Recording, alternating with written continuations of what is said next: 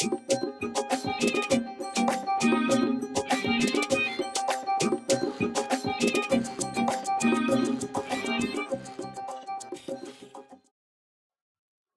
back with Mr. Sydney Armstrong. Sydney, good afternoon, and thank you for Hi, gentlemen. Good afternoon. thank you for taking the time to speak with me. Yeah, that's all right, man. Anytime. Sydney, well, let me just read a bit of your bio. Guyanese scholarship recipient, MSc holder in development economics, youngest head of department in economics at University of Guyana lecturer. Sydney grew up in humble beginnings, but through it all, he worked his way and attained higher education. Well, let's talk. Let's talk. Beyond the accomplishments, Sydney, how do those close to you usually describe you? I didn't hear you. Just repeat again. Beyond the accomplishments, how would you describe yourself? I think for me, I'm a very happy, jovial person. Hmm. I consider myself to be very humble and respectful, but at the same time, altruistic, Hmm. looking out to see how I can help people get into a better position than they are in. So for me, I'm a very helpful person. Why did you pursue a career in economics? I Or actually, let me if I rephrase this. go back to my study, Sorry, Sydney. Why academia? Why a career in academia? And then tell us why economics of all things. I think for me, at the beginning of my study at the University of Ghana, I didn't start it out in economics. In fact, I did a diploma. My first year at UG was doing a diploma in public management, but I managed to do economics, econs 1100 and 1200 for my diploma program. And I realized that I did exceptionally well in both courses. I finished both courses with about 96% overall. And the lecturer that taught me both courses, he said, look, you're doing public management, but I don't think you are in the right area. Given the strength that you have in economics, you should instead of pursuing your degree in public management, you should consider doing your bachelor's in economics. And I've liked it and the advice, and hence me in the discipline of economics. And I think when we study economics, especially the area that I'm in, development economics, and given that I tell you the type of person that I am, development is about seeing how you can improve the lives of the most vulnerable people. Hmm. And that's something that has always been, you know, close to my heart. So economics for me uh, has been an option because I think it's a way to achieve some of the goals that I set out as an individual personally. When you look back, how impactful was that advice for you? And what do you what do you feel, or how do you feel? Um, what do you feel is the importance of mentorship? I think mentorship is something critical in terms of people realizing their true potential. Hmm. I think oftentimes many of us, we as youngsters growing up, we don't have an area where we actually what we want to do. Even some persons in their late 20s, some older folks don't even know what they want to do. But when you have someone who's able to see you grow and see you perform in certain area, and be able to say, well, look, based on what I'm seeing here, I think you can do such, or you can achieve such, is something that is very, very important. Oftentimes you find people making choices that is not in line with what they're really good at. Maybe they like it, yeah, but liking it and being good at it is two different things. So you find that the mentorship, therefore, helps to guide you in the area, rightfully so, the area that you're good at. So for me, if you ask me, I think mentorship is something that is very, very important. I think in our country, I think we need to start having more mentorship programs, especially for our youths, Hmm. the males more so, because when you look at many of the social issues that you're seeing happening, uh, I think if many of those youngsters had the proper guidance or the mentorship, I think the road that they would have chosen would have been completely different than what you're seeing today. If you had your way, or you were able to go, and I'm assuming that you don't, but if you were able to go to some of the secondary schools to talk to our young men, what are some things you would actually tell them about personal development? I think I think personal development has to be one in which you recognize that you can't do this alone, or you can't achieve certain goals alone. So we have to start there.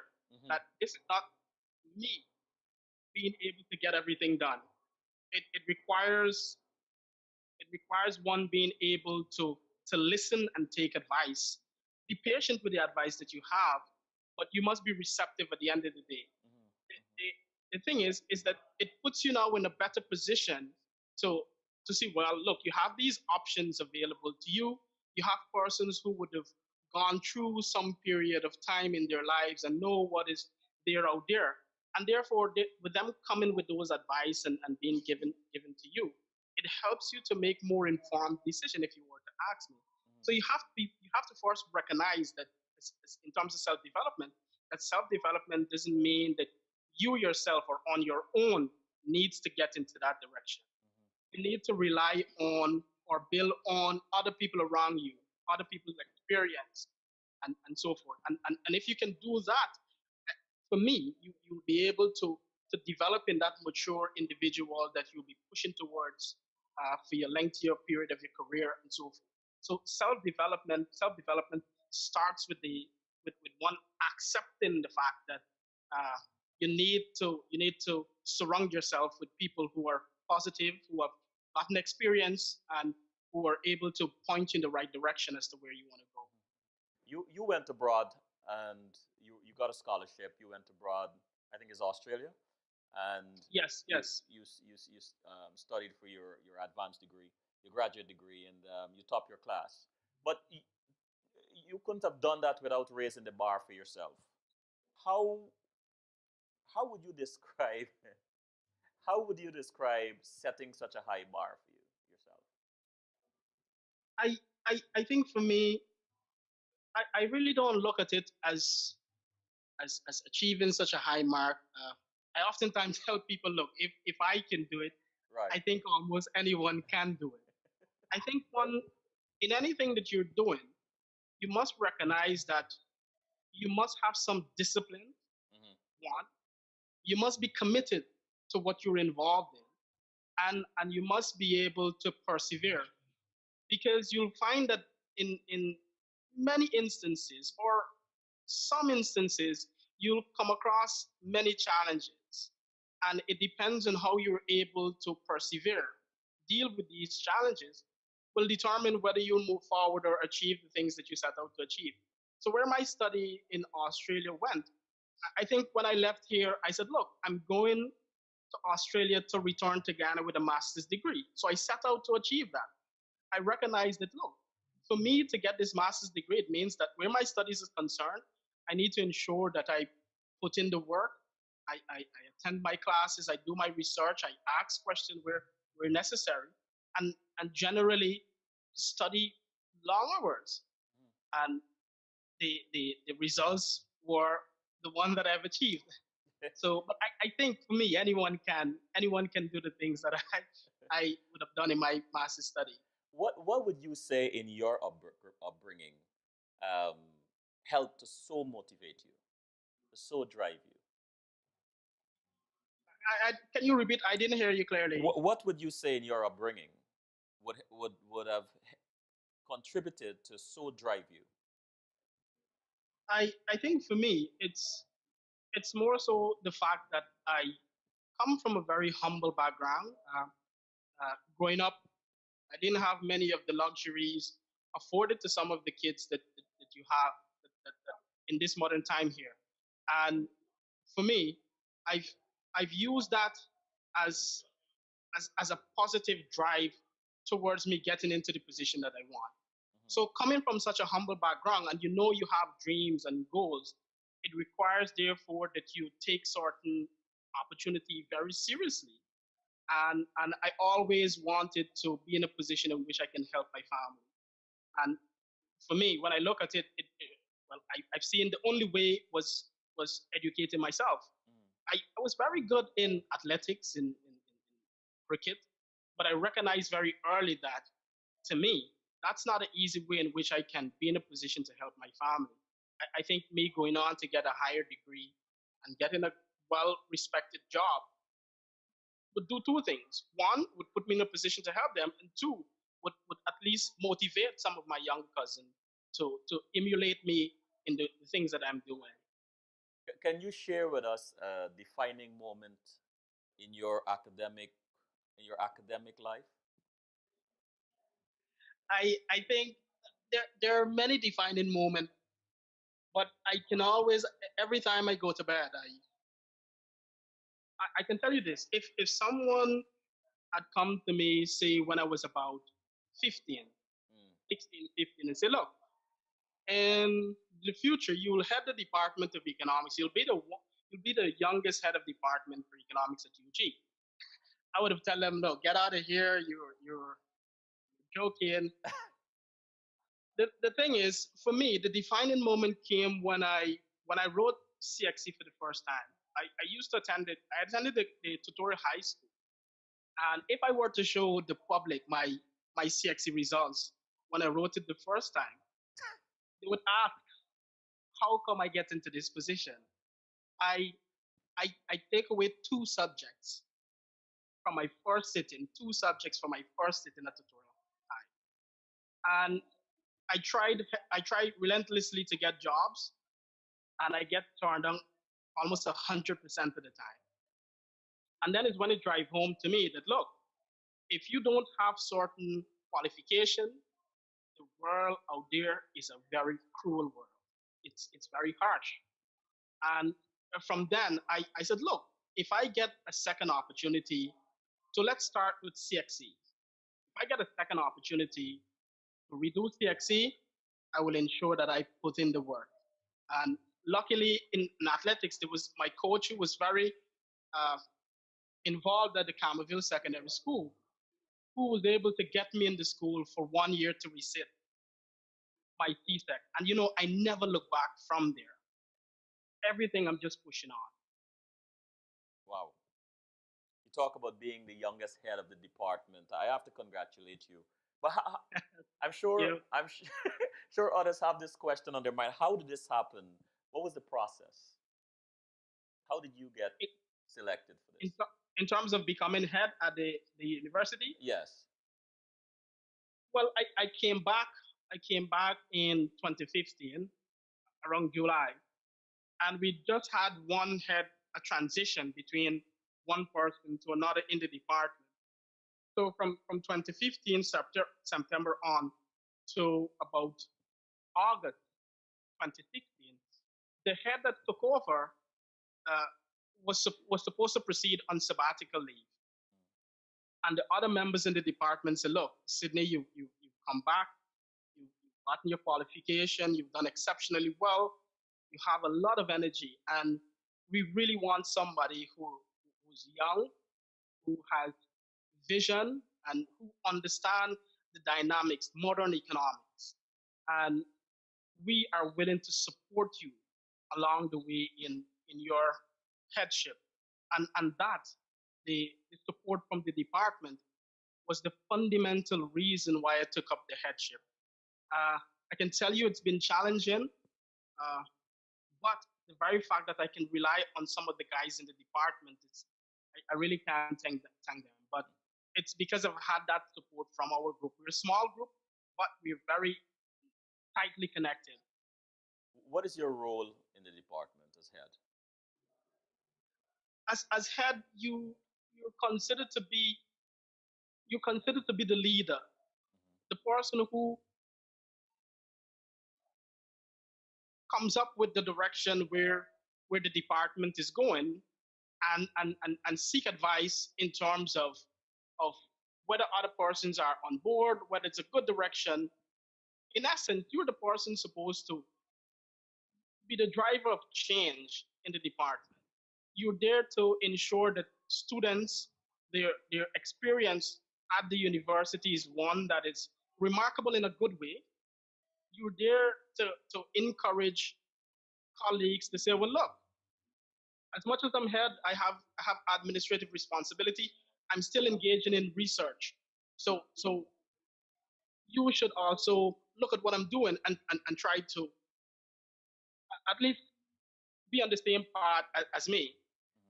So you're that individual in the department that everyone looks to for direction, but they also pledge support as long as the direction that they see is one in which you can move the department forward. I can share maybe this is news. One of my vision for the department, currently it's a department of economics, but one of my vision, hopefully before my term finishes, is to convert our department into actually a school of economics. So you'll have more programs.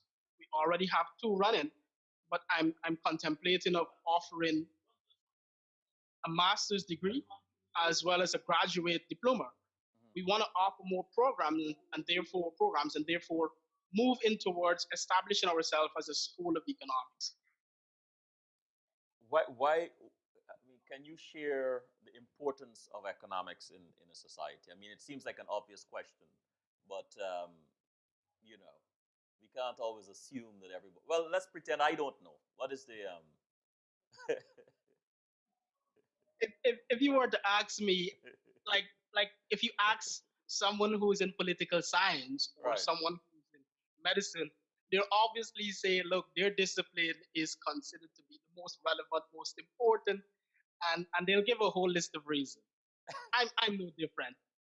I'm gonna tell you that the discipline of economics is considered to be the most important discipline that exists out there. Uh-huh. Because when we talk about what economics is about reality. It's about living.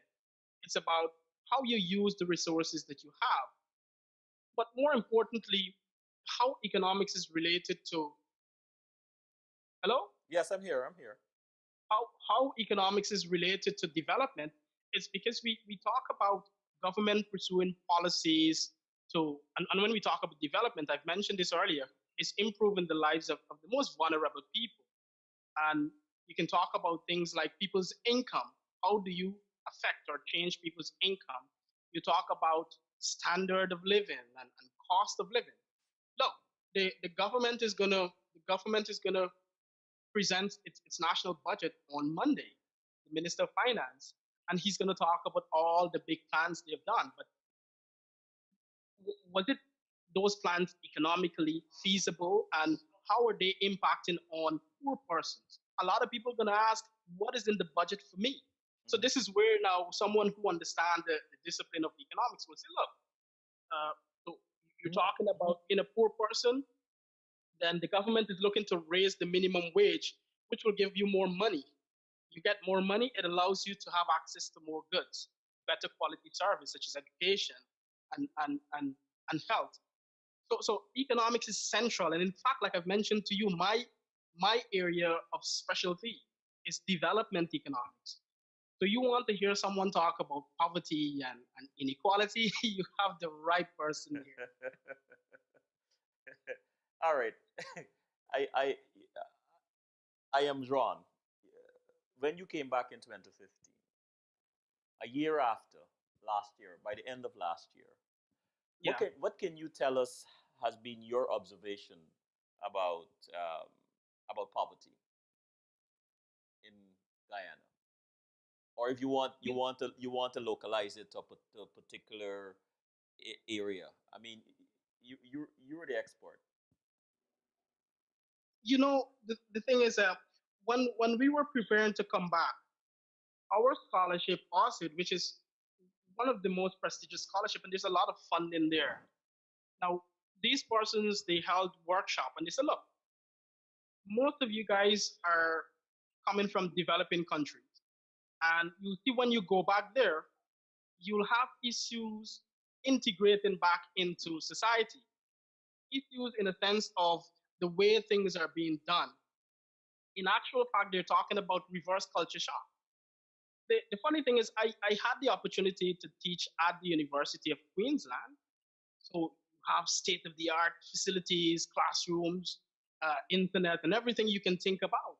And then when you come back to the University of Ghana, you see the infrastructure, and you see the challenges that the university faces: power supply, unstable, access to resources not there. It really breaks your heart because this is supposed to be the institution which transformed our nation. So I had a preparation, I can say, in in fact prepare me to when I return here. And I easily, find myself back into to the rhythm and continue on with moving the university forward through teaching and research. Most people definitely find it difficult to reintegrate after coming from say first class country, as they would call it, or a developed country. But I had that experience to say, well, look, prepare yourself for this. The processes, the bureaucracies that you face, transportation, and all of these things, I was well prepared for that when I came back. But it could be something that is, I can say, demoralizing, because at time you feel like, why is it that you have to be here? There are other opportunities out there where people will easily take your skills. In fact, before I even came back, I had opportunities to go off in Fiji, in Trinidad, and other places. But I was more driven to come back and give back to home. So that overshadowed everything Hmm. else Hmm. in terms of what I can earn or so. What would you say is one fundamental reason why you came back home and give up the opportunity to make so much money? You're a young man, you have your life ahead of you. Why come back home? I came back home because, you see, when I look around our country, our country needs everything that I have to offer, and not only me. Many of the well qualified individuals who would have gone on to do their masters and the PhD. Our country needs the human resource. In fact, it, we tend to say in economic development, you can't have development without human development. So you need human capital. And in fact, I make this argument that, look, the University of Ghana is a critical institution for fostering economic growth and development in Guyana. And for two reasons. One, it provides the necessary human capital for the important sectors such as health, education, agriculture, and soon we can talk about energy. In addition to providing the human capital, the institution, UGs, is important because it helps to, well, advise and influence public policy, which affects the life of many people. So when I look at that, I see a country which needs everything that I have to offer, not just only me, the well qualified persons. And this is my home, and I want to make it better. And there's nothing else better than one making that sacrifice for one country. What is one thing you learned about yourself since you took over this department? Uh, I've learned to be patient Mm. in in in trying situations. You have to be patient and you have to be humble. uh, I faced many challenges so far as the head. In fact, I can tell you that people who are more qualified than me oftentimes sees it as, look, why is he the head, because I am more qualified than him. So how then do you reconcile that person's thinking towards making an overall impact in the department? And the challenges that I've gone through, whether it be through students, whether it be through colleagues, have taught me that, you have to be patient in the things that you set out to do.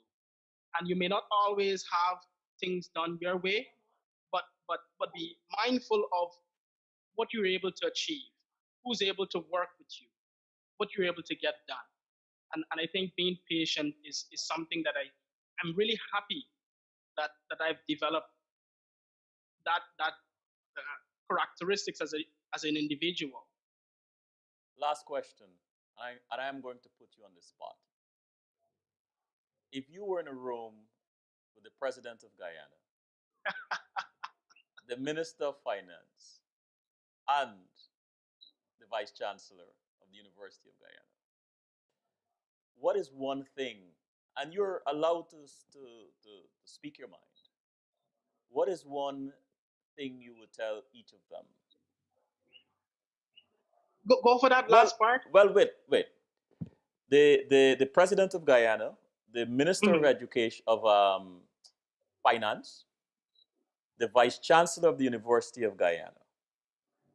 What is one thing you would, if you're allowed to speak your mind, what is one thing you would ask each of I You see, if that's a very difficult question. them? If you were asking the question, When you look at the current situation that our country is facing, mhm, you need a comprehensive approach to wrestle with many of the issues that you're seeing in mhm, our country. I can talk about education. Obviously, education plays a big role in any nation. I often tell people that look, one of the fundamental requirements for economic development is an educated population. mhm, So you need to ensure that money is spent in the direction of educating your people. The other thing is you have to look at health. Health is a very important issue. You don't want a society in which the most productive part of society is dying very early. You know, you have to ensure that you have health programs that help to ensure that your most productive part of the economy is healthy. The other thing is crime or many of the social issues. Let me bunch them all together. Many of the social issues that you're seeing happening, it's sometimes as a result of economic deprivation and the lack of knowledge as to where information or help is available. So we have to ensure that where security and social issues concerned, that we put put a lot of money into it. So in conclusion, there's three areas that one needs to focus on in terms of moving our country forward: education, security, and social issues, and health. Sydney, thank And you. I hope the minister of finance is tuning in. Sydney, thank you so much. You know, I see that the Thank sun. you, Colin. I see the sun has shifted, and so Yes, yes. the So image is it's darkened. getting a bit dark on here. So the timing is good. But thank you so much. Thank you. Hey, Colin, I really appreciate it, man. Thanks again. You're welcome. Bye bye.